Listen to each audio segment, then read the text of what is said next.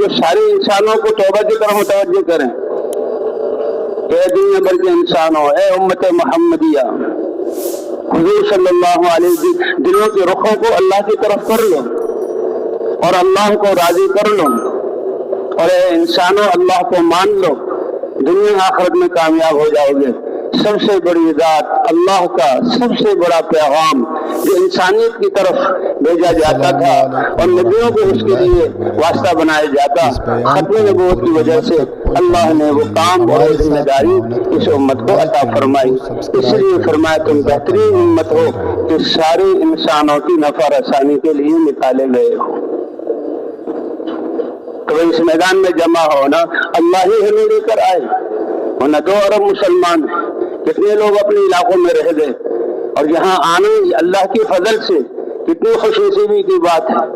ایک ایک لمحہ یہاں کا قیمتی، یہاں کو بیٹھے ہوئے جو غبار جسم پر پڑ جائے، اس غبار کی قیمت بھی یہ ہے کہ جس جسم پر یہ غبار پڑا اللہ جہنم کی آگ تو دور کی بات ہے دھواں بھی جمع نہیں ہونے دیں گے، اور اس غبار کو اللہ جمع کر کے قیامت میں مشک بنا کر انسانوں کے جسم پر ڈالیں گے۔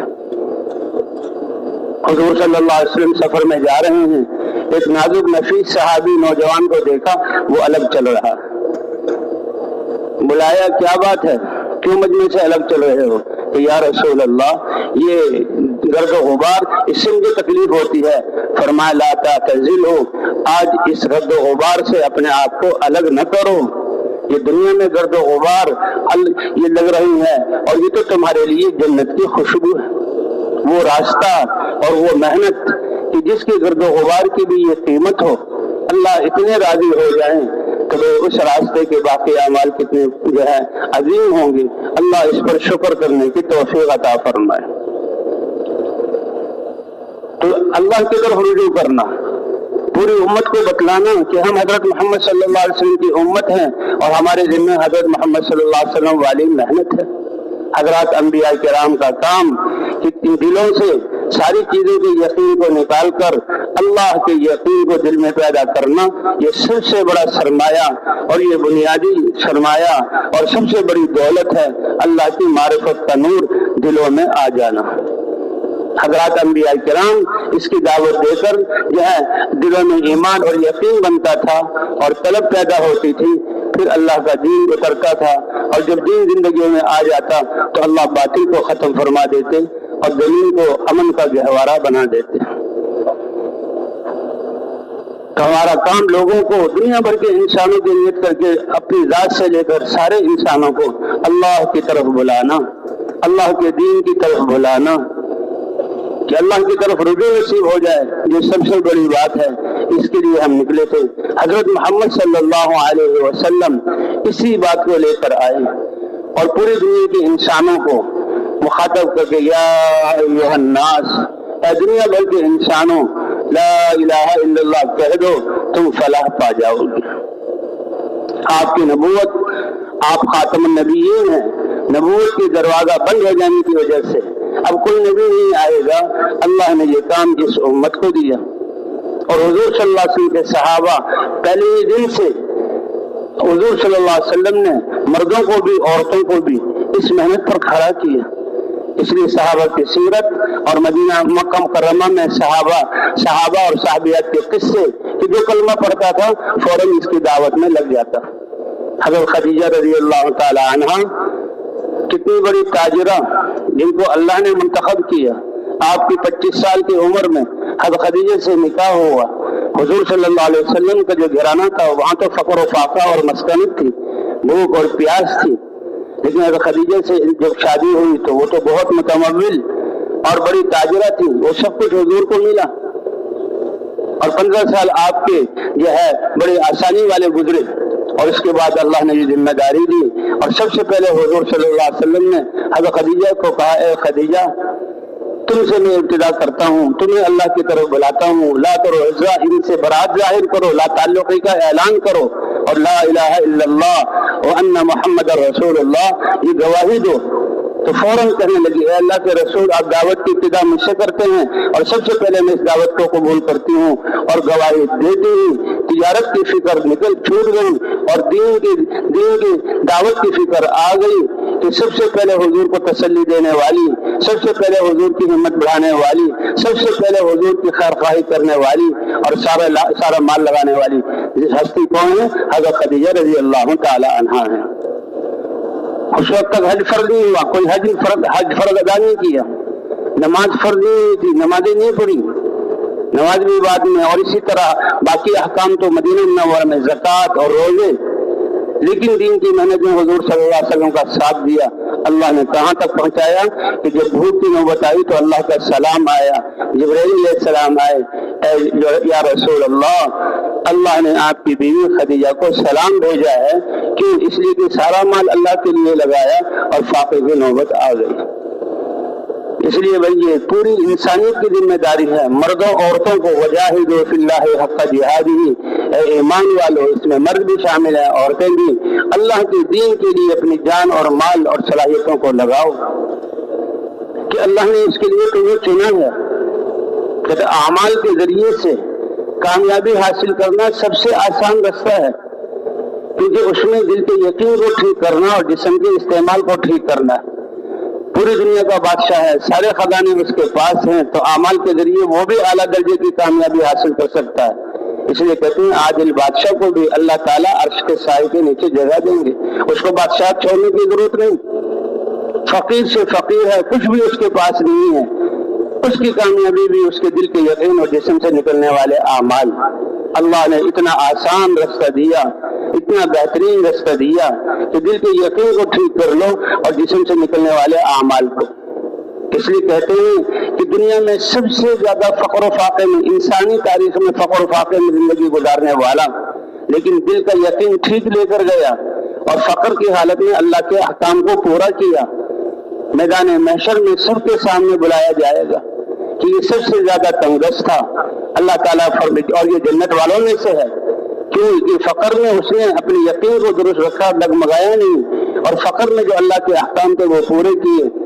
اللہ تعالیٰ فرمائیں گے جبرائیل میرے اس بندے کو جنت کی ہواؤں میں ایک غوطہ دے کر لے آؤ.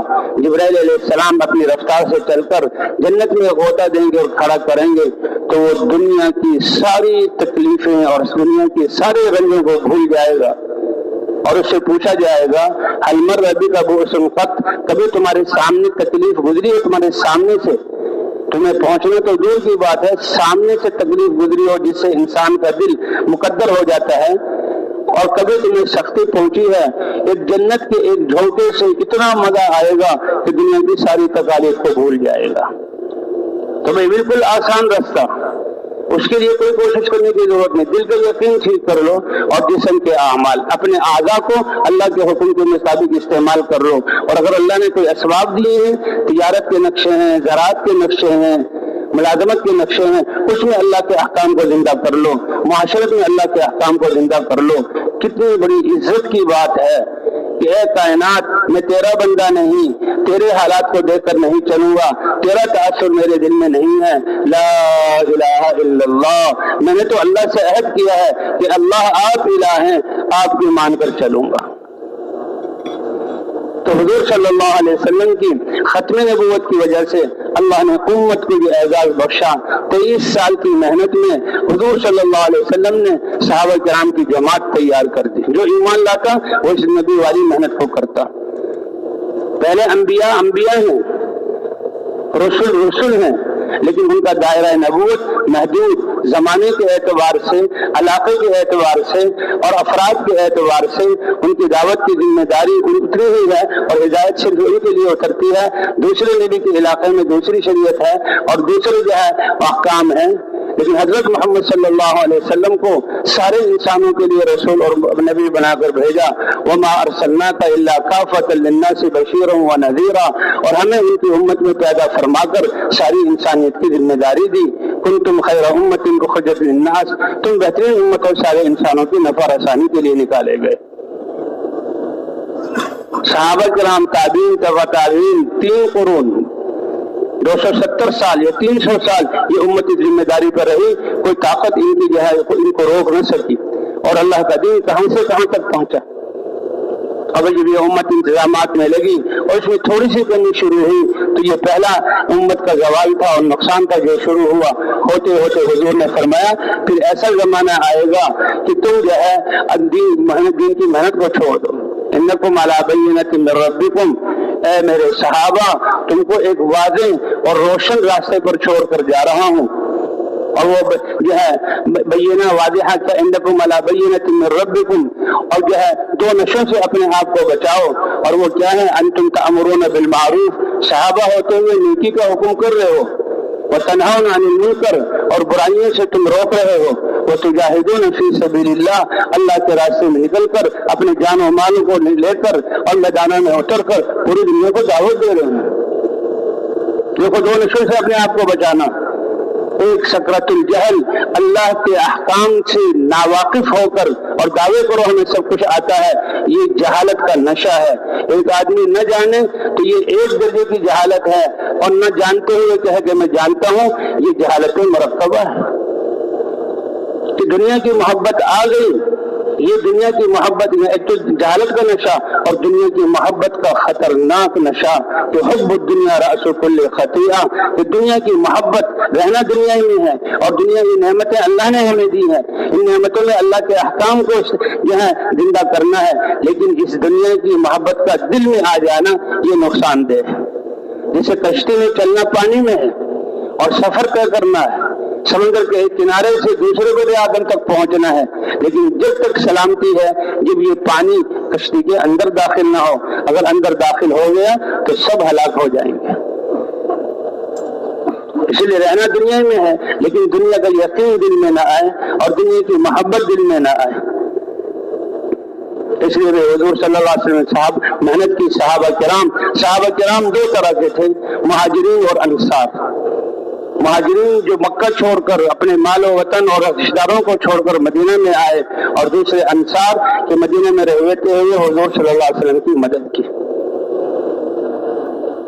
کہتے ہیں اسی طرح اور انصار کے لیے اللہ اکبر کتنی زیادہ فضائل ہیں.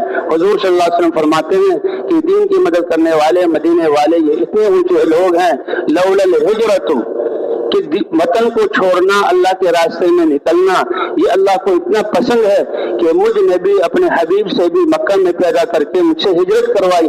اگر ہجرت کا معاملہ نہ ہوتا تو اللہ تعالیٰ مجھے پیدا ہی انصار مدینہ میں کرتے اور میں ان کی نصرتوں میں رہتا اور انصار میں سے ایک ہوتا. تو یہ دو قسم کے آج بھی محنت جو اللہ کے راستے میں نکل رہے ہیں، مہاجر تو نہیں ہے لیکن مہاجرین کے ساتھ مشابہت ہے. ہجرت تو اصل یہ ہے کہ انسان اللہ کی نافرمانی کو چھوڑ دے، اور اسی کے ضمن میں یہ آتا ہے اپنے دین کی حفاظت کے لیے جہاں اسلام پر چلنا مشکل ہے اور دشمن ہے اسلام کے، وہ چھوڑ کر کسی دوسرے وطن کی طرف اپنے اسلام پر چلنے کے لیے دین کی محنت کے لیے ہجرت کرے. اس مہاجرین نے کی. اور انصار کیا ہے؟ اپنے گھر میں ہوتے ہوئے ان مہاجرین کی مدد کرنا اور ان کے لیے بھی اللہ کے راستے میں نکلنا. تو یہ پورا کا پورا مجمع اللہ کو راضی کرنے کے لیے جمع ہوا. اللہ نے توفیق دی، 3 دن یہاں رہے، اللہ اور اللہ کے رسول کی بات سنی، ساری باتوں کا خلاصہ کہ ہم رجوع اللہ کر لیں، اپنے گناہوں سے کوتاہیوں سے توبہ کر لیں اور اپنے گناہوں کی معافی مانگ لیں. اور جس محنت پر حضور صلی اللہ علیہ وسلم چھوڑ کر گئے تھے امت کو، یہ امت دوبارہ اس کی طرف لوٹ جائے اور ہم پوری انسانیت کی ذمہ داری کو سامنے رکھ کر اللہ کے راستے میں نکلنے والے بن جائے. فرمایا نیت کر لو گے تو میرے انما الاعمال بالنیات، تمہارا زندگی کا مقصد اور قیمت تمہاری نیتوں کی وجہ سے ہے. اگر اس محنت کی نیت کر لیں گے تو اللہ کے ہاں اس محنت والے شمار ہو جائیں گے.